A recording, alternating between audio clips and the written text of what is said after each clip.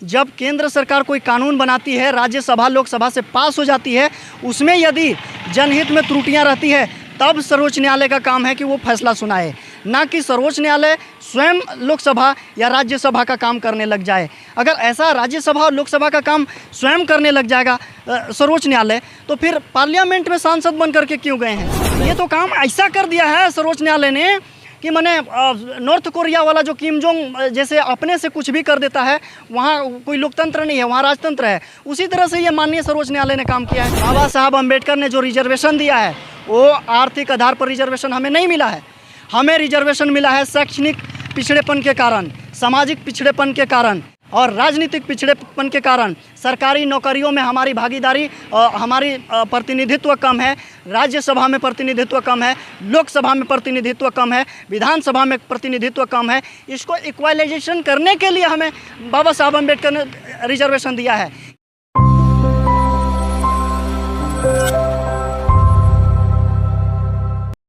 अभी हम लोग ज्ञापन दे करके जस्ट और इधर रोड पे हैं और डीसी को हम लोगों ने पूरा बंद किया। आपका हरमू चौक, फिराया लाल चौक, बहुत जगह पूरे झारखंड में आज बंद है और पूरे भारत में बंद है। जगह जगह पर लोग अपने बंद करा रहे हैं।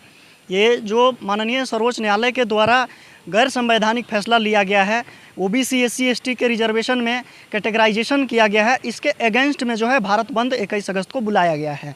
और ये काम जो है आर्टिकल 341 का जो है राज्यपाल और महामहिम राष्ट्रपति के अंडर में अधिकार क्षेत्र में है, जो कि सर्वोच्च न्यायालय ने बिना महामहिम राष्ट्रपति के कार्य को देखे हुए अपने से संज्ञान में लेकर के इस तरह का फैसला सुनाया है।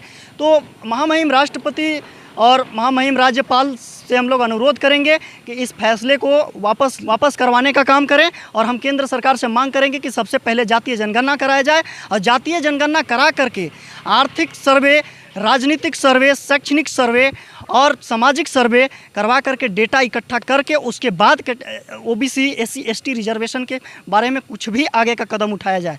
अन्यथा ये मुझे लगता है कि अराजकता पैदा करने वाला, देश को उबाल पैदा करने वाला ये सुप्रीम कोर्ट का फैसला है। मैं इस फैसले से सहमत नहीं हूँ और मैं क्या, मेरे पूरे देशवासी इस फैसले से 85% लोग सहमत नहीं हैं। इसीलिए आज भारत बंद बुलाया गया है। अब बताइए, article 342, article 341, article 342 close 2, article 16 close 4, ये इन सभी आर्टिकल्स का वायलेशन कर रही है। माननीय सर्वोच्च न्यायालय स्वयं वायलेशन कर रहा है, जो कि किसी भी प्रकार का आप न्याय करने से पहले जब केंद्र सरकार कोई कानून बनाती है, राज्यसभा लोकसभा से पास हो जाती है, उसमें यदि जनहित में त्रुटियां रहती है तब सर्वोच्च न्यायालय का काम है कि वो फैसला सुनाए, ना कि सर्वोच्च न्यायालय स्वयं लोकसभा या राज्यसभा का काम करने लग जाए। अगर ऐसा राज्यसभा और लोकसभा का काम स्वयं करने लग जाएगा सर्वोच्च न्यायालय, तो फिर पार्लियामेंट में सांसद बन करके क्यों गए हैं? ये तो न्यायपालिका का कोई औचित्य नहीं है अगर वो निर्णय नहीं, बिल्कुल औचित्य नहीं है।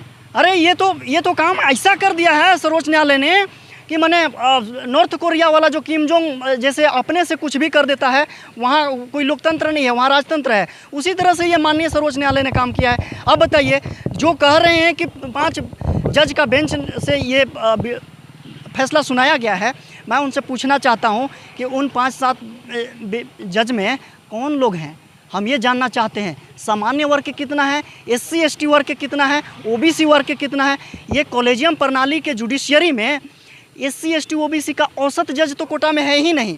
पहले तो आप औसत जज की नियुक्ति कर लीजिए, उसके बाद आप हमें दिखाइए कि ये फलाने जज का बेंच ने फैसला सुनाया है। हमारा जज वहाँ पे एससी एसटी ओबीसी का औसत कोटा में है नहीं और आप अकेले किए जा रहे हैं।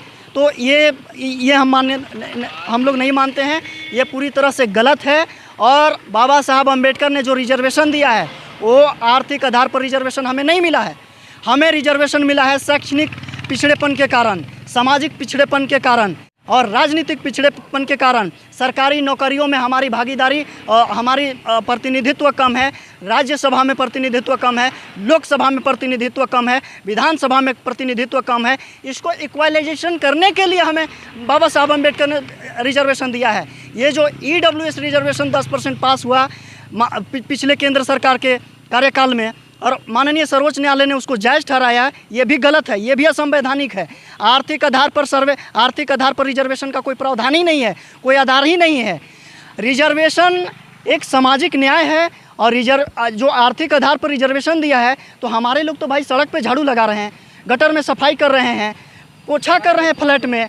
तो SC ST OBC के लोग हमें दिखाइए ना कितना % स्वर्ण वर्ग के लोग झाड़ू पोछा कर रहे हैं, गटर में सफाई कर रहे हैं, तब हम मानेंगे। हम नहीं करेंगे विरोध, लेकिन हमारा उसमें इकोनॉमिकली बैकर सेक्शन में हमारा जगह कहाँ है? उससे तो ज़्यादा पिछड़े हम हैं, उससे ज़्यादा पिछड़े सताए हम हैं। अब क्या करना है? क्रीमी लेयर पर यही कहना है कि ये क्रीमी लेयर का फैसला गलत है। ये क्रीमी लेयर और कैटेगराइजेशन नहीं होना चाहिए। था कि पिछड़े, गरीब, शोषित, वंचित लोगों को मौका पहले मिलना चाहिए, आरक्षण उन्हें पहले मैं इसका जवाब देता हूँ, वही लोगों के लिए तो बाबा साहब अम्बेडकर ने हमें रिजर्वेशन दिया है। और ये जो कह रहे हैं कि कैटेगराइजेशन करके कि जो IAS IPS बन गया, जो सांसद विधायक बन गया, जो बिजनेसमैन बन गया, उसको अब अलग कर देंगे, तो अलग कैसे कर देंगे? जुडिशियरी में पहले SC ST OBC को भागीदारी दीजिए, औसत कोटा में जज बनाइए, तब हम मानेंगे। आप कौन होते हैं एक ही जाति के, एक ही धर्म के, एक ही लोगों को, एक ही वर्ग के लोगों को जज बनाने वाले? स्वतंत्र पारदर्शिता रूप से आप जज की नियुक्ति करवाइए, तब हम मानेंगे इसको। मेरा नाम कमलेश चौधरी उर्फ कमलेश अकेला, गढ़वा झारखंड, राष्ट्रीय OBC छात्र मोर्चा, प्रदेश संयोजक।